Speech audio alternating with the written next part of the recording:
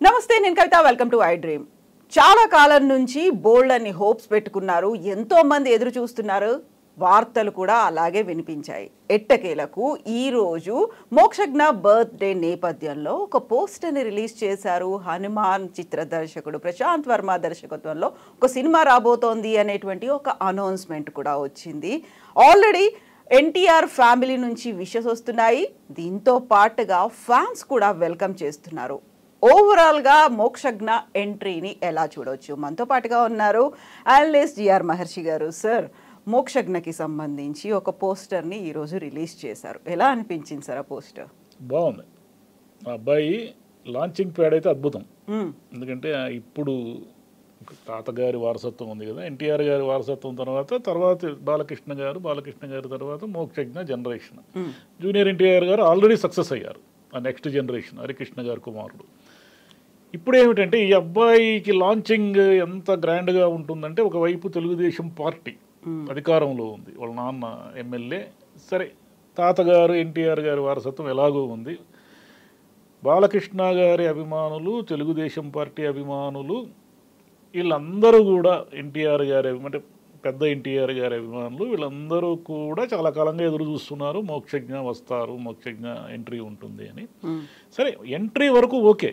మోక్షజ్ఞ రేపు ఎంత సక్సెస్ అవుతారు, సక్సెస్ కావాలనే కోరుకుంటాం. సో ఎంత సక్సెస్ అవుతారు అనేది ఆయన చేసే కృషి, ఆయన చేసే నటన అనేది, ఇప్పుడు వాళ్ళ ఇంట్లో నటన ఉంది, నటన అనేది వాళ్ళకి వారసత్వంగా వచ్చింది. వాళ్ళకున్న అడ్వాంటేజ్ ఏమిటంటే ఈ కెమెరాలు, సినిమాలు, ఈ సినిమా వాతావరణం ఇది ఏది కొత్త కాదు. ఎందుకంటే తాత పెద్ద నటుడు, తండ్రి పెద్ద నటుడు కాబట్టి ఇదంతా కూడా వాళ్ళకి అడ్వాంటేజ్గా వస్తుంది. అంటే ఇంట్లోనే ఆ వాతావరణం ఉండడం. రెండోది ఏమిటంటే వాళ్ళకి కెమెరాలు ఇవన్నీ కొత్త కాదు కాబట్టి ఎలా తన నటనలో తాను నిరూపించుకుంటాడు అనేది మొదటి సినిమా తెలుస్తుంది. మొదటి సినిమాతో ఆయన ఏమిటి అనేది తేలుతుంది. తేలిన తర్వాత ఏ నటుడైనా, ప్రపంచంలో ఏ నటుడైనా, ఈవెన్ రామారావు గారి కుటుంబం నుంచి కూడా ఉన్నారు కదా నటులు. జూనియర్ ఎన్టీఆర్ నెక్స్ట్ జనరేషన్లో జూనియర్ ఎన్టీఆర్ గారు సక్సెస్ అయినట్టుగా ఇంకా ఈ తారకరత్న ఇంకోరు సక్సెస్ కాలేకపోయారు. దానికి కారణం ఏమిటంటే నటన అనేది వారసత్వంగా తీసుకున్నప్పటికీ అదేమి వరం కాదు. మీకు బిజినెస్ వేరు. ఒక పెద్ద బిజినెస్ ఉందనుకోండి, తర్వాతి తరాలు దాన్ని హ్యాండ్ ఓవర్ చేసుకున్నప్పుడు దాన్ని డీల్ చేయడానికి వాళ్ళకి ఏవో కొన్ని మెలకువలు తెలిసి ఉంటాయి. కానీ నటన ఏమిటంటే ఇది ఆర్ట్ కదా. ఈ ఆర్ట్ని మీరు విభిన్న ఎమోషన్స్ని ప్రదర్శించాలి కెమెరా ముందు. అంటే మీరు ఒక ప్రేమికుడుగా, ఒక స్నేహితుడుగా, లేదా ఒక విలన్లు కొడుతున్న హీరోగా, ఆ విలన్ చేతిలో దెబ్బలు తింటున్న ఒక అమాయకుడుగా, ఇలా రకరకాల క్యారెక్టర్స్ ఉంటాయి కదా. At the same time artist గా, డాన్సర్ గా, అన్ని ఉన్నాయి. ఇప్పుడు డాన్స్ బాగా వచ్చి ఉండాలి, ఎమోషన్స్ తెలిసి ఉండాలి, కామెడీ ఉండాలి, డైలాగ్ చెప్పాలి. అంటే పూర్వం కంటే కూడా ఇప్పుడు ఎక్కువ సమస్యలు ఉన్నాయి. కాబట్టి ఇంత పోటీ వాతావరణంలో ఆ అబ్బాయి సులభంగా నెగ్గుకు రావాలంటే అతన్ని ఏమంటారు, లాంచింగ్ వరకే ఆ కుటుంబం కానీ బాలకృష్ణ గారు కానీ ఏమైనా చేయగలరు. లాంచింగ్ తర్వాత అంతా కూడా అతను ఎంత శ్రమ పడతాడు, ఎంత కృషి చేస్తాడు, అతని సాధన ఎంత ఉంటుంది. ఇప్పుడు కృష్ణ గారి కుమారుల్లో ఇద్దరులో రమేష్ బాబు గారు సక్సెస్ కాలేకపోయారు, మహేష్ బాబు సక్సెస్ అయ్యారు. ఎందుకంటే ఇతను విపరీతమైన కృషి చేశారు. అలాగే ఎన్టీఆర్ గారి కుటుంబంలో జూనియర్ ఎన్టీఆర్ ఎంత కష్టపడ్డాడో పైకి రావడానికి అందరికీ తెలుసు. ఆయన డ్యాన్స్ కానీ అన్నీ. అలా ఏ కుటుంబమైనా, ఇప్పుడు అక్కినేని కుటుంబం ఉంది, అక్కినేని కుటుంబంలో అఖిల్కి ఎన్నిసార్లు మంచి లాంచింగ్ ప్యాడ్ ఇచ్చారు.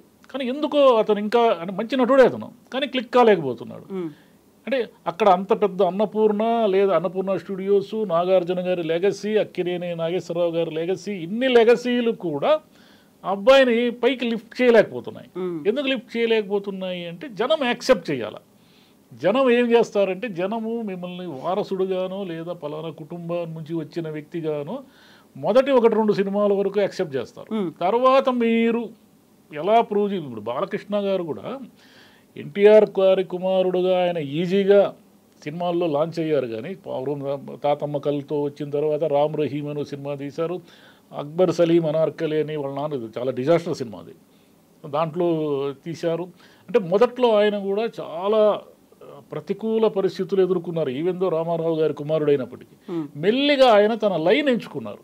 అంటే తానని ఎలా చూస్తారు జనము, తనను ఒక అగ్రెసివ్ హీరోగా పల్లెటూరు వేషం వేసిన పట్నం వేషం వేసినా సరే ఒక ఎమోషనల్గా ఉన్న ఆవేశంతో కూడుకుని విలన్లను కానీ అంతు చూసే ఒక హీరోగా, లేదంటే ఒక అన్నను ఒక చెల్లిను ఒక మేనమామగాను ఎలా ఆ కుటుంబాన్ని కాపాడుతాడు అనే ఒక లక్షణాలతో ఉన్న హీరోగా ఇలా ఆయన లైన్ ఎంచుకున్నాడు.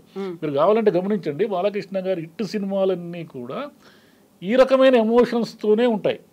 ఆయన సూపర్ హిట్ సినిమాలు ఏవైనా తీసుకోండి మీరు, సమరసింహారెడ్డి కానీ, నరసింహనాయుడు కానీ, లేదా ఇంకా అనేక సినిమాలు మొన్న వచ్చిన అఖండ కానీ, ఇవన్నీ చూడండి. ఆయనలో ఉన్న అగ్రెసివ్నెస్ని ఎప్పుడైతే విపరీతంగా ఆ ఎమోషన్స్ని కలిపి స్క్రీన్ మీద పండుతాయో అది సూపర్ హిట్. అది అంటే ఆయన తన లైన్ ఎంచుకున్నారు. ఇన్నేళ్లలో ఆయన ఏమిటంటే అనేక సినిమాలు, అంటే ఆయన ఫ్లాపులు ఉన్నాయి, సూపర్ హిట్స్ ఉన్నాయి, హిట్స్ ఉన్నాయి, అన్నీ ఉన్నాయి.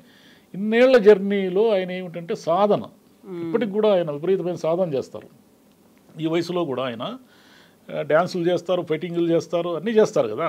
అంటే ఈ సాధన అనమాట. అంటే ఒక నటుడుగా ఎదగడానికి తండ్రి వారసత్వంతో పాటు స్వయంగా తాను చేసిన సాధన ఆయన బాలకృష్ణని హీరోగా నిలబెట్టింది. రేపు మోక్షజ్ఞ కూడా అదే చేయాలి. ఇవన్నీ కూడా కొంతవరకే. మీకు ఆయనకున్న సౌకర్యాలు, ఆయనకున్న లాంచింగ్ ప్యాడ్ అంతా కూడా సినిమా మొదటి సినిమాలు ఆయన్ని హీరోగా చూపించడం వరకే. ఆ తర్వాత ఆయన తనను తాను ఎలా మలుచుకుంటాడో, ఎలా సాధన చేస్తాడు, ఏ రకమైన పాత్రలకు తాను సూట్ అవుతాడు, ఇవన్నీ కూడా తెలుసుకుంటూ ముందుకు పోవడమే. జనానికి ఎన్టీఆర్ గారు మనవడను, లేకపోతే కృష్ణ గారి కుమారుడని ఇదేం మమకారాలు ఉండవు. ఆ మమకారాలే ఉండేటట్టు నాగార్జున గారి కుమారుడు కూడా సూపర్ హిట్ కావాలి కదా. అట్లేం ఉండవు. వాళ్ళకి నచ్చాలి, వాళ్ళకి ఏదో నచ్చాలి. ఏమి నచ్చాలి, ఎందుకు నచ్చాలి అనేది రకరకాల కారణాల మీద ఆధారపడి ఉంటుంది. కాబట్టి మోక్షజ్ఞ కూడా కుటుంబ వారసత్వం కావచ్చు, తనలో స్వయంగా ఉన్న టాలెంట్ కావచ్చు, ఏవైనా కావచ్చు. ఎందుకంటే ఇంకా మనకు తెలియదు ఆయన టాలెంట్ ఏమిటనేది. కాబట్టి ఇవన్నీ కలుపుకుంటే ఆయన కూడా ఆ ఇంట్లో, ఆ కుటుంబం నుంచి ఒక సూపర్ హీరో రావచ్చు, సూపర్ హీరో కావచ్చు. ఇప్పుడు జూనియర్ ఎన్టీఆర్ ఎలాగైతే తాతగారి లెగసీని తీసుకుని తన కష్టంతో పైకి ఎలా వచ్చారో, ఆయన ఎన్ని సినిమాలు ఇప్పటికీ ఆయన చూడండి, మీరు ఒకసారి పాత సినిమాలు చూడండి, చాలా లావుగా ఉంటారు ఆయన. కానీ అంత శరీరాన్ని నెక్స్ట్ సినిమాకి ఆయన నార్మల్ చేసేసి ఫిట్గా తయారయ్యారు. అంటే దానికి ఎన్ని త్యాగాలు చేసి ఉంటారు. అంటే మనకి ఇష్టమైన పదార్థాలన్నీ కూడా ఎన్ని తినడం మానేసి ఉంటే అలా తయారవుతారు మనుషులు. కాబట్టి డబ్బులో ఉన్నంత మాత్రాన సౌకర్యాలు ఏమి ఉండవు. ఒక నటుడికి డబ్బు ఉండొచ్చు, పేరు ఉండొచ్చు, అన్నీ ఉండొచ్చు. కానీ తనను ఎన్టీ రామారావు గారు కూడా భీముడి వేషం వేసేటప్పుడు ఆయన శరీరాన్ని ఇంకోలా మార్చుకునేవాళ్ళు. భీముడి బాడీ లాంగ్వేజ్ని తగినట్టుగా, అంటే తిండి కానీ ప్రతిదీ కూడా. దుర్యోధనుడు వేషం వేసేటప్పుడు ఆయన తిండి తినడము, ఆయన వ్యాయామం చేయడం పద్ధతులు వేరే ఉండేవి. శ్రీకృష్ణుడి వేషం వేసేటప్పుడు సున్నితంగా మారిపోయేవాళ్ళు ఆయన. అదే మనిషి అయినా, ఈ మనిషి అయినా, కృష్ణుడు ఈ మనిషి అయినా అదే సినిమాలో చేశారు. కర్ణుడు ఒక రకంగా ఉంటాడు బాడీ లాంగ్వేజ్, దుర్యోధనుడు ఇంకో రకంగా ఉంటాడు, శ్రీకృష్ణుడు ఇంకో రకంగా ఉంటాడు. అంటే ఒకే సినిమాలో 3 రకాల బాడీ లాంగ్వేజెస్ ప్రదర్శించడం అనేది ప్రాక్టికల్గా ప్రపంచంలో చాలా తక్కువ మంది చేశారు. అలాంటి కుటుంబం నుంచి వచ్చాడు కాబట్టి మోక్షజ్ఞ డెఫినెట్గా ఆయనకు మంచి భవిష్యత్తే ఉంటుంది. సో ఇప్పుడు మీరు చెప్పినట్టుగా స్టోరీ సెలెక్షన్ అనేది ఉంటుంది, వాళ్ళకి ఏది సెట్ అవుతుందో అనేది చూసుకోవడం అనేది ఉంటుంది. వెరీ రీసెంట్గా బాలకృష్ణ గారు తన గోల్డెన్ జూబ్లీ సెలబ్రేషన్స్ 50 ఏళ్ల సినీ ప్రస్థానం గురించి ప్రతి ఒక్కరు ఎదురు చూశారు. బాలకృష్ణ గారికి 50 ఏళ్ళు కంప్లీట్ అయ్యాయి సినీ ఇండస్ట్రీలో, నెక్స్ట్ మోక్షజ్ఞ ఎప్పుడు వస్తారు అనేటువంటి క్యూరియాసిటీ కూడా వచ్చింది. సో ప్రశాంత్ వర్మ హనుమాన్ మూవీ తీశాడు, ఆయన మీద కూడా ప్రెషర్ అనేది ఎక్కువే ఉంటుంది. మోక్షజ్ఞ ఎలా ప్రజెంట్ చేయబోతున్నాడు, ఏ స్టోరీతో వస్తున్నాడు అనేది కూడా.